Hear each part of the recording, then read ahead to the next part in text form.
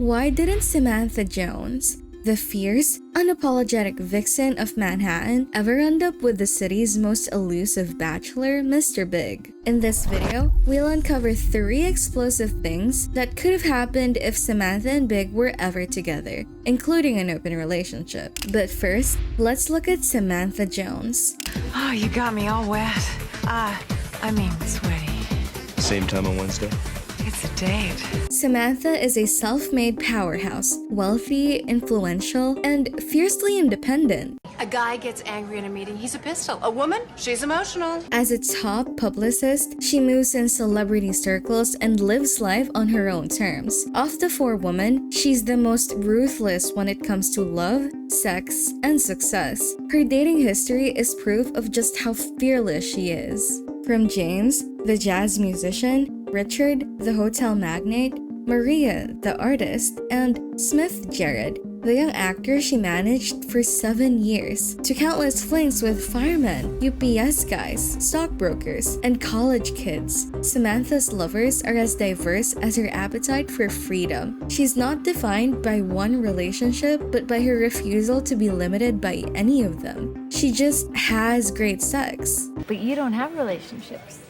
Which is why I have great sex. She redefines what it means to be a woman in New York. She's the kind of woman who commands attention in any room, but refuses to be owned by anyone, except perhaps by Mr. Big. Big is the man every New Yorker seems to know, even if you've never met him. Wealthy, polished, and dripping with charm. He moves in the kind of circles most of us only dream about. But behind the tailored suits and penthouse apartments, he has a history of messy love. Big's been married twice, first to Barbara, then to Natasha, the young, glamorous model. Both marriages ended in divorce because, well, Big just can't seem to settle down, always leaving a little chaos in his wake. So, imagine if Samantha and Big, 2 larger-than-life personalities, actually got together. What would happen? Well, buckle up, because on the slightest chance they did, 3 explosive things could follow.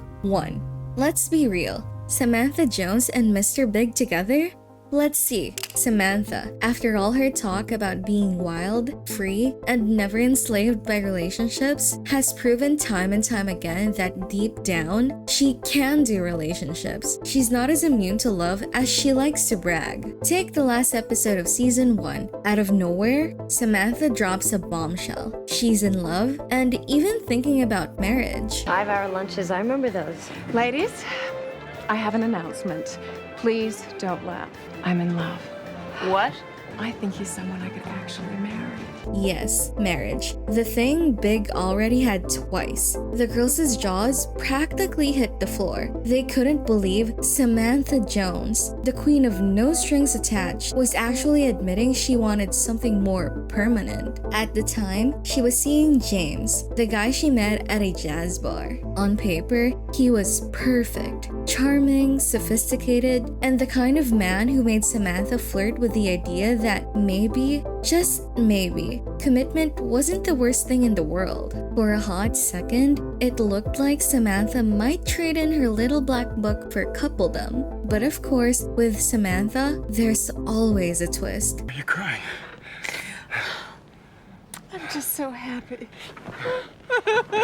But more on that later. And Big? Well, he's a man who's proven he can survive the emotional roller coaster that is Carrie Bradshaw. He endures the constant back and forth, the mixed signals, and all the drama that comes with trying to decode her feelings. So that's it?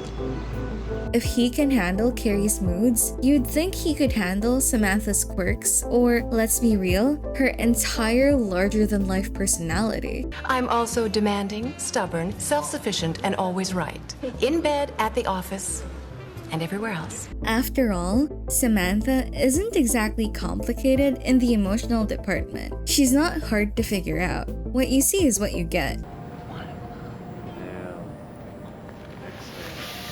Wanna Yeah. So maybe they'll work? The sparks fly, but side dishes would be practically guaranteed. Let's face it, Both Samantha and Big are restless and have a long history of seduction. Put them in the same Manhattan penthouse and you've got a recipe for drama that could rival any tabloid headline. Start with Samantha. She's not just independent, she's dangerously independent. Her love life reads like a who's who of men who were lucky enough to get close. Samantha built her brand on being unapologetically sexual, and she truly meant anyone. Case in point, she even hooked up with a high schooler once. About that jazz musician who lived with his mother in Queens? Yeah, Alex. What about the window washer? The one who doesn't wear any underwear? I met this gorgeous kid in Spy Bar last year. He turned out to be in high school. Shameless? For her, absolutely not. But that's the point. Samantha has never cared what anyone thinks about who she sleeps with. For her, sex isn't scandal, it's sport. Honey, nothing's better than sex. Then we go back to James with the tiny problem. Even though Samantha declared she loved him, she goes back to being her true self. I love a big dick. I love it inside of me. I love looking at it. I love everything about it. Samantha really tried to make a relationship with James work. She even played sex coach, teaching him moves that might help her feel something. She went so far as to humor his suggestion of seeing a shrink for their problems. But therapy couldn't fix what was missing in the bedroom.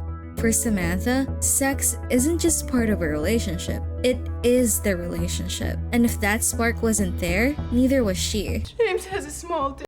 Oh, well, it's not the end of the world. It's really small. How small? Too small. Well, size isn't everything. 3 inches. Well, Hard. So here's the real problem with Big. He's not exactly a sex guy. Sure, he can be passionate, but there are times when he'd honestly rather roll over and go to sleep. You know what? I'm exhausted. You mind if we just call it a night? Okay? Sorry. Good night.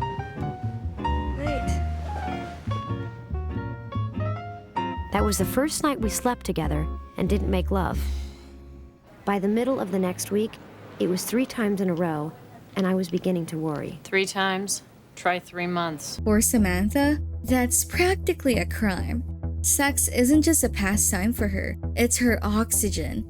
Without it, she suffocates, and that's where the clash would explode. If Samantha and Big ever gave it a go, the bedroom would become their battlefield. He'd be pulling away, needing space or a break, while she'd be demanding more, louder, now. Sooner or later, one of them would look for satisfaction somewhere else. With Samantha's history of straying when she's not fulfilled and Big's track record of sneaking kisses with exes when things get rocky, the odds are stacked. Oh, you got me all wet.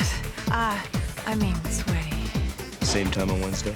It's a date. So, even in the slim chance they did end up together, the script practically writes itself. Sexual frustrations, emotional disconnect, and then cheating on both sides. It wouldn't be if, but when. Take, for example, Sex and the City, the movie. Samantha, of all people, is in a perfectly happy 7-year relationship with Smith Jared. 7 years. This is a whole different side of her. The Samantha who, despite all the bold talk about freedom and independence, can actually commit. She's emotionally invested, supportive, and even tender. Yes, tender. That's how Samantha lost her virginity to Smith.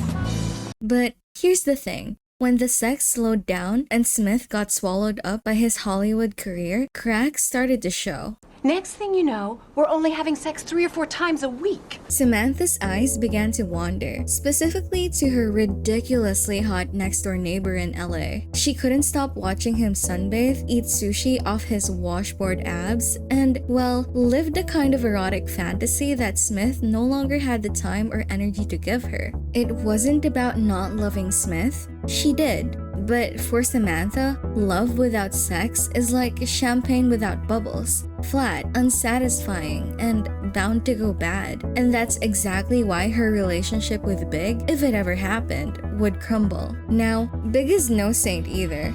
His romantic history reads like a Manhattan Society column. 2 divorces before Carrie, and rumors of affairs swirling around every penthouse party. In the tri-state area? Well, let's see. Barbara, Big's first ex-wife, knew this all too well. In season 1, when Carrie discovered Big had an ex, her curiosity, with a little nudge from Miranda, got the best of her. And what did she find out? That Big's wandering eyes weren't just a rumor. They were practically the reason why his marriage would end. I'll get you a drink. Cosmopolitan. Thanks. Next came his marriage to Natasha, whom he married hastily in season 2, despite being head over heels for Carrie. On paper, Natasha was the polished, picture-perfect model wife, the kind you'd expect to see in glossy society spreads. But behind closed doors, Big was sneaking off, reigniting a forbidden romance with Carrie, and leaving Natasha in the dark. And even with Carrie, the woman he supposedly couldn't get enough of, Big's eyes never stopped wandering. Time and again, Carrie would be left hanging, pouring her heart into what felt like a meaningful date, only to catch him checking out the next woman who walked by. Hey! What? Actually, he dated other women while he and Carrie were already seeing each other. Now, to be fair, part of that mess was on Carrie for not spelling out what kind of relationship she wanted. But still, you get the picture. Big was never the stick-to-one kind of guy, no matter how serious things seemed. Big was happily dating another woman. Put Samantha and Big together, and the result is explosive. 2 alphas, both craving freedom, both used to getting what they want, and both drawn to excitement over stability. Samantha would push boundaries, flirt with temptation, and challenge Big's control, while Big would respond the same way. Sneaky late-night rendezvous, emotional wandering, and classic avoidance of commitment. In short, pairing Samantha with Big is a recipe for a beautiful disaster. The kind of scenario that practically screams cheating. They'd seduce, they'd fight, they'd cheat, and they'd do it all with a wink and a smirk, leaving everyone around them either enthralled or horrified. Shit, motherfucker, fuck shit. There's a shit motherfucker fuck shit situation? Because let's be honest, Samantha has always accepted that men cheat. To her, it's practically in their DNA. So while she'd expect Big's eyes to wander and wouldn't bat an eyelash about it, you can bet hers would be wandering too. In their world, fidelity would be the punchline. Men cheat for the same reason the dogs lick their balls, because they can. It's part of their biology. Instead of wasting all this energy condemning it, maybe it's time we all got in line with the reality of the situation. So, if Samantha and Big would both cheat, maybe that's why they'd actually last, turning infidelity into an open arrangement. And with that, we move to number 2. This could be it. An open relationship. The glossy magazine kind you gossip about at brunch. 2 alphas, thrill seekers, agreeing to side dishes, while keeping the main course hot. No rules, no judgment, just mutual indulgence and adventure while staying casually incensed together. After all, Samantha says she accepts men cheat and doesn't believe in monogamy. This is a pre-war 6. Notice the classic lines. She's even played the role of the side dish herself more than once, slipping into the beds of countless married men without so much as a second thought. And Big? Hey, isn't that Mr. Big? Yeah. Well, let's not forget he's had his share of threesomes. When Carrie once asked in season 1, he just smirked and said, "Who hasn't?" Casually dropping that he'd done it with Barbara and another woman. So maybe, just maybe, he and Samantha could actually keep up with each other in that department. In the later seasons, after Big divorced Natasha and ended his messy affair with Carrie, he packed up and moved to Napa Valley. Still, he kept the line open with Carrie, even showing up at one of her book readings in San Francisco. On the surface, it looked like a platonic relationship, but the feelings were clearly still there, simmering under the small talk. Big would casually ask about her love life, even about her relationship with Jack Berger, the writer, acting completely unbothered. And then came the twist. Despite knowing Carrie and Berger were still together, Big initiated phone sex with her, slipping right back into old habits, perfectly comfortable playing the distant side dish, even if it's just for a night. So Samantha could handle being a side dish, and Big clearly doesn't mind being one either. Maybe, just maybe, the two of them could actually make an open plate relationship work. Sure. Who hasn't? Really? With who? My ex-wife. Suddenly, my column was the last thing on my mind. You were married? Yeah, I thought I told you. No, you didn't. An ex-wife? That's a new twist. But here's what we think. Neither of them is actually built for an open relationship. First, Samantha. For all her bold talk, Samantha has shown time and again that she is, at the bottom line, monogamous. Oh, I'm sorry to interrupt, Richard. It's not a problem, Terry. Apparently, there were no old maids at the Taj Mahal. Terry, was it? That ought to be easy to remember. Terry with her terry cloth towels. Samantha had the distinct feeling she was being Kubla Khan. Thank you. With Richard Wright, the famous hotel magnate, Samantha unraveled whenever she suspected he might stray, proving that for all her bravado, she couldn't handle her partner having a partner. In season 5, episode 3, Luck Be an Old Lady, the girls hit Atlantic City, and Samantha noticed right away that Richard seemed to know every single woman in the hotel and their cup sizes. When Tara, the hotel staffer, sashayed over with that flirty little smile, Samantha instantly knew Richard was up to his old tricks. So, in true Samantha fashion, she bolts up 11 flights of stairs in heels, heart pounding, desperate to bust him mid-affair, only to find him alone, not cheating at all. Well, at least not yet in this episode. Yes, thank you, I will. No one's here. No one's here. What's going on? It was messy, paranoid, and proof that Samantha could dish it out but couldn't take it when her man's attention strayed. And Big isn't wired for it either. Sure, he flirts, he's had his fair share of side dishes, but when it comes to the woman he's claimed as the one, he draws a hard line. Remember Sex and the City 2? The second Carrie kissed Aiden, Big recoiled, went cold, and pulled away. For all his wandering eyes, Big doesn't like side dishes on his plate, at least not when it comes to the woman he's decided he truly loves.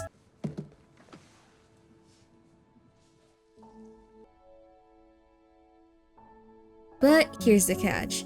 What if Big treated Samantha the way he treated Natasha, Barbara, and even Carrie in the early days, keeping her dangling, never fully committing, always one foot in and one foot out? After all, even if Big said he was a changed man with Carrie, some of his old habits resurfaced now and then. You'd think Samantha wouldn't stand for that. But let's not forget, sometimes she craves a little spice. Take season 6, episode 13, Let There Be Light. Samantha admits she's jealous of Carrie for dating the much older, more sophisticated Russian artist Alexander Petrovsky. So Smith, no moves? Oh, he has them. Most of them I've given him, but he has them.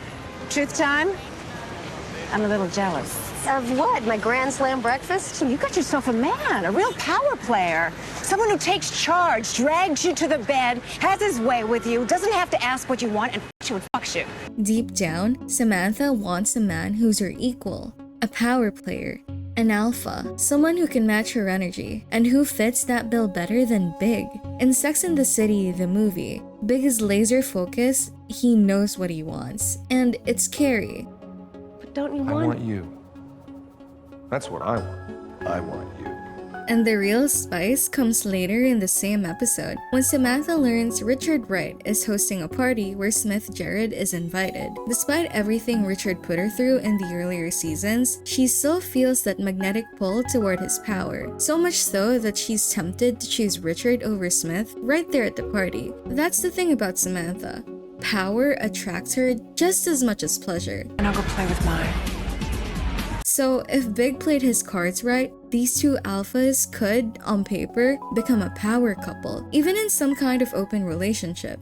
But here's the other catch. By this point, Big is really a changed man. Sure, Big wasn't always the reliable type. We know that. Early on, he juggled women and even rushed into a marriage after only 5 months of dating, and while still hung up on another woman. But later on, especially in the movies, we see a Big who's, dare we say, reformed. In the first movie, Big was laser focused on Carrie. No distractions, no side dishes, just her. His nerves the night before the wedding weren't about her. They were about the weight of stepping into a third marriage. That's Big in a nutshell. Cautious, deliberate, always pulling back when things feel too fast. We saw the same pattern way back in the first season when he wouldn't introduce Carrie to his mom at church, and in the season 1 finale when he couldn't even say she was the one until Carrie practically dragged it out of him. From the very beginning, Big has been in this constant tug-of-war with himself, trying to shed the prickly, selfish version of Big and grow into the man who can finally commit. But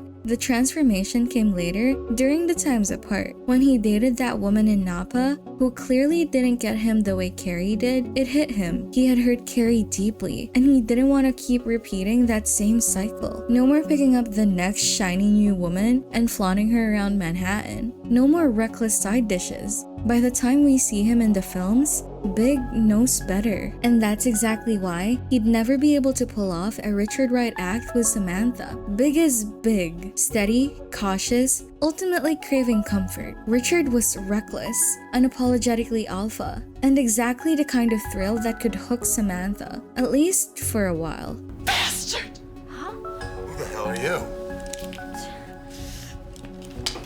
It's just sex.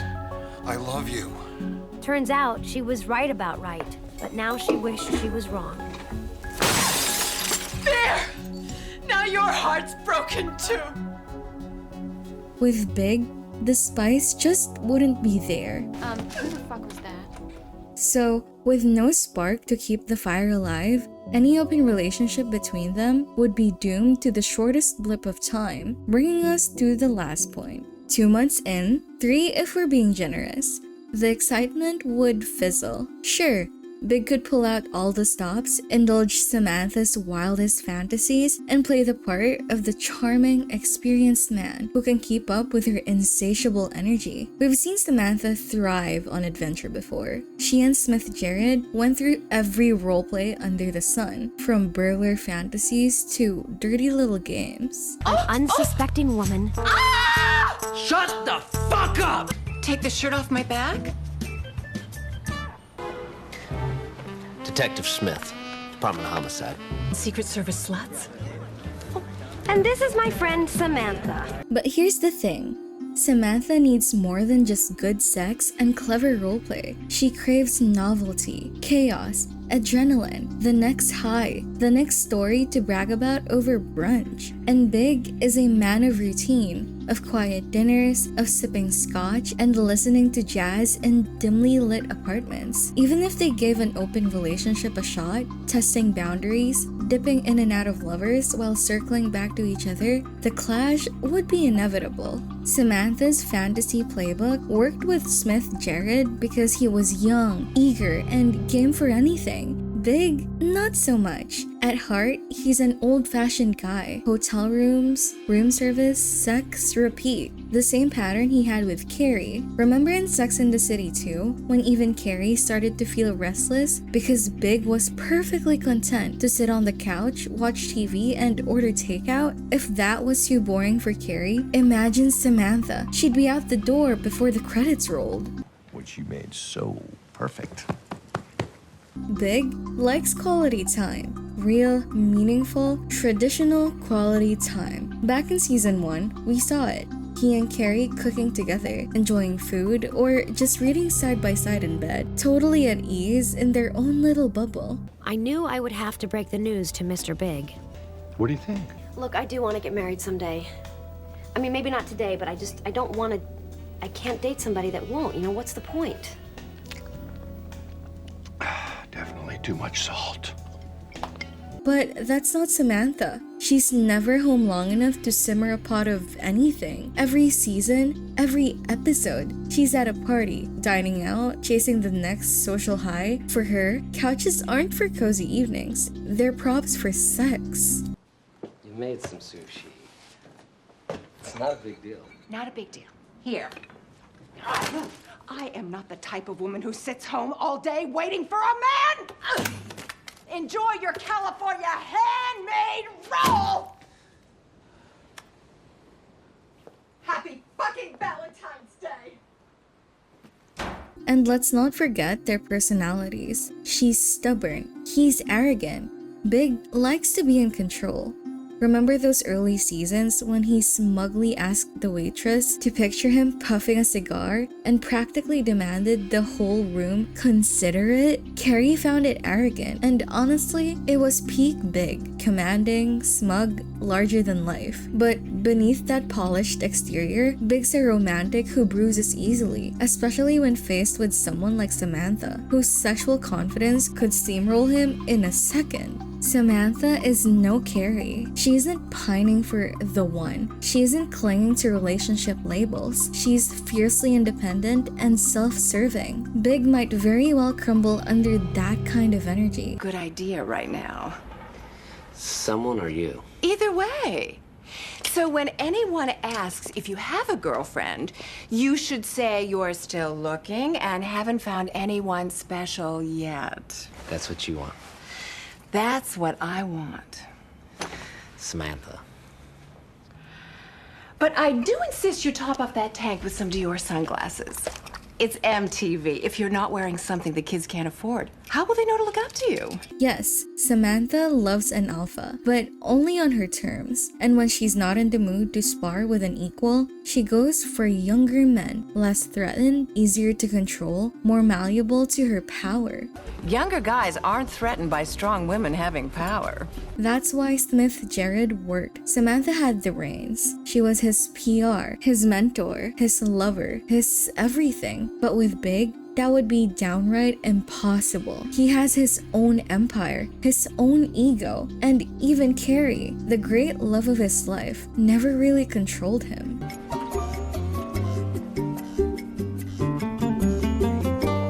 So when you put it all together, the math just doesn't add up. Samantha and Big aren't a compatible duo. She lasted with Smith because she could steer the ship, but even then, her happiest ending wasn't with him or with any man. It was with herself, because at the end of the day, Samantha loves herself more than anyone else ever could. You're gonna find a wonderful woman who loves being in a relationship. What will you find? I don't know.